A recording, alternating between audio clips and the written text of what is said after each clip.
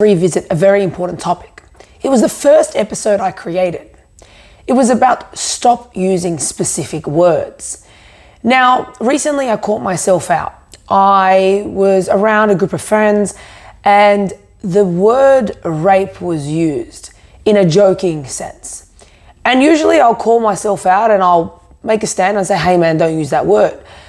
But all of a sudden I felt quite uncomfortable to bring up the topic because the scenario was quite intense. It was a conversation about work and the person had said work has raped me, and they used it a couple of times in this topic, and it was like almost I got confronted with the idea of actually speaking out and saying something.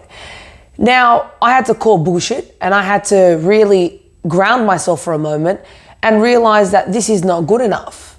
This is the whole reason why people will not speak out, victims will not speak out, is because that terminology is thrown around so loosely in a joking sense that we believe that people think it's just as simple as that, as simple as an everyday life scenario where you can use these words. No, if we use these words every day in general talk, we are diluting the effect and we are diluting the ability for us to understand what it actually means. It then has no intensity when we do bring it to surface. So what I suggest here is to call bullshit on your own ability here to speak up. If you feel scared or afraid or confronted to say, hey man, don't use that word, I thought, why not just send a video across like this? So if you know someone that does use those words out of a joking manner, rape, abuse, sexual assault, molested, they do get thrown out all the time in a joking sense.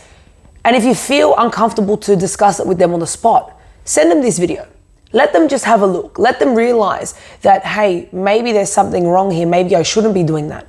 Because the more we dilute those words, the harder we make it for victims to actually speak out and have any impact when they do.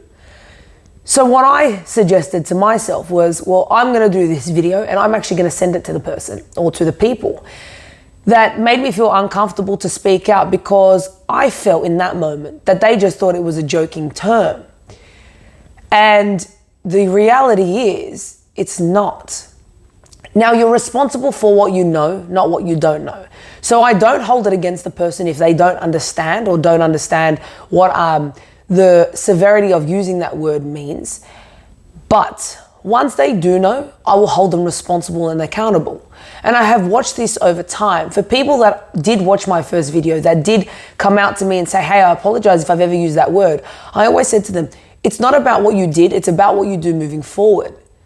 So if I do send this to you, please stay accountable. Call yourself out when you do use these words in a joking manner. They do make it very uncomfortable for a victim to stay present in that conversation and to really understand why you're using this term where it has no merit. Rape is rape, sexual abuse is sexual abuse, being molested is being molested.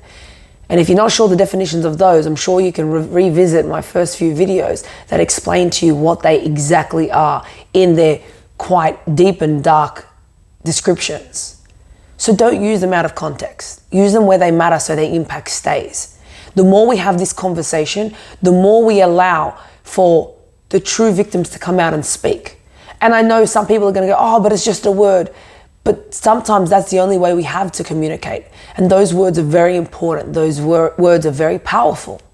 So please stop using those words, because they affect how the rest of the world sees trauma, sees abuse, sees child sexual abuse.